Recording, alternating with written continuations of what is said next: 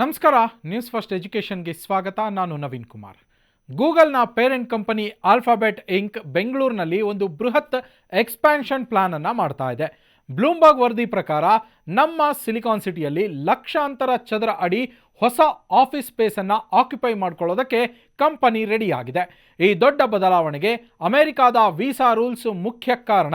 ಅಧ್ಯಕ್ಷ Donald Trump ಅವರ ಅಡಿಯಲ್ಲಿ H-1B ವೀಸಾ ಫೀಸ್ ಸಿಕ್ಕಾಪಟ್ಟೆ ಜಾಸ್ತಿ ಆಗೋ ಸಾಧ್ಯತೆ ಇದೆ.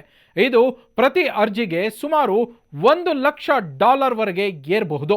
ಈ ಕಾಸ್ಟ್ ಎಫೆಕ್ಟ್ನಿಂದಾಗಿ ಅಮೆರಿಕನ್ ಟೆಕ್ ಕಂಪನಿಗಳು ಈಗ ಇಂಡಿಯಾದಲ್ಲಿ, ಅದರಲ್ಲೂ ಸ್ಪೆಷಲ್ ಆಗಿ ಬೆಂಗಳೂರಿನಲ್ಲಿ ಹೆಚ್ಚು ಹೈರಿಂಗ್ ಮಾಡೋದಕ್ಕೆ ಡಿಸೈಡ್ ಮಾಡಿವೆ. ಆಲ್ಫಾಬೆಟ್ ಈಗಾಗಲೇ ವೈಟ್ಫೀಲ್ಡ್ ಟೆಕ್ ಕಾರಿಡಾರ್ನಲ್ಲಿರೋ ಅಲೆಂಬಿಕ್ ಸಿಟಿಯಲ್ಲಿ ಒಂದು ಟವರ್ ಲೀಸ್ಗೆ ತಗೊಂಡಿದೆ. ಇನ್ನೂ 2 ಟವರ್ಗಳಿಗೆ ಆಪ್ಷನ್ ಇಟ್ಕೊಂಡಿದೆ. ಒಟ್ಟಾರೆಯಾಗಿ ಈ 3 ಟವರ್ಗಳು ಸುಮಾರು 2.4 ಮಿಲಿಯನ್ ಚದರ ಅಡಿ ಏರಿಯಾವನ್ನು ಒಳಗೊಂಡಿವೆ. ಮೊದಲ ಟವರ್ ಮುಂದಿನ ಕೆಲವು ತಿಂಗಳುಗಳಲ್ಲಿ ಎಂಪ್ಲಾಯೀಸ್ಗೆ ಓಪನ್ ಆಗೋ ಚಾನ್ಸ್ ಇದೆ. ಇನ್ನುಳಿದ 2 ಟವರ್ಗಳ ಕನ್ಸ್ಟ್ರಕ್ಷನ್ ಮುಂದಿನ ವರ್ಷ ಪೂರ್ಣಗೊಳ್ಳುತ್ತೆ.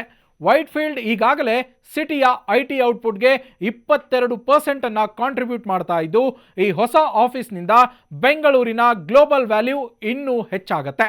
ಗೂಗಲ್ ಈಗಾಗಲೇ ಬೆಂಗಳೂರಿನಲ್ಲಿ ತನ್ನ ಅತಿ ದೊಡ್ಡ ಕ್ಯಾಂಪಸ್ ಅನ್ನು ಹೊಂದಿದೆ. ಅಲ್ಲಿ ಮಿನಿ ಗಾಲ್ಫ್ ಮತ್ತು ಪಿಕಲ್ ಬಾಲ್ ಕೋರ್ಟ್ನಂತಹ ಲಕ್ಸುರಿ ಸೌಲಭ್ಯಗಳು ಕೂಡ ಇವೆ. ಈಗ ಹೊಸದಾಗಿ ಈ 3 ಟವರ್ಗಳನ್ನು ಲೀಸ್ಗೆ ಪಡೆದರೆ ಕಂಪನಿ ಸುಮಾರು 20,000 ಹೆಚ್ಚುವರಿ ಉದ್ಯೋಗಿಗಳಿಗೆ ಅವಕಾಶವನ್ನು ಕಲ್ಪಿಸಬಹುದು.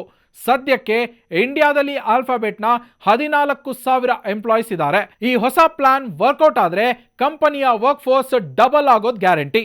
ಗೂಗಲ್ ಕಂಪನಿ ಈಗಾಗಲೇ ಕ್ಲೌಡ್ ವಿಭಾಗದಲ್ಲಿ AI ಡೈರೆಕ್ಟರ್ಸ್, ಚಿಪ್ ಡಿಸೈನರ್ಸ್ ಮತ್ತು ಮಷಿನ್ ಲರ್ನಿಂಗ್ ಎಕ್ಸ್ಪರ್ಟ್ಗಳಿಗಾಗಿ 100 ಜಾಬ್ ಓಪನಿಂಗ್ಸ್ ಅನೌನ್ಸ್ ಮಾಡಿದೆ. ಆರ್ಟಿಫಿಷಿಯಲ್ ಇಂಟೆಲಿಜೆನ್ಸ್ ಅಥವಾ AI ರೇಸ್ನಲ್ಲಿ ಮುನ್ನಡೆಯೋದಕ್ಕೆ ಭಾರತ ಈಗ ಪ್ರಮುಖ ತಾಣವಾಗ್ತಾ ಇದೆ.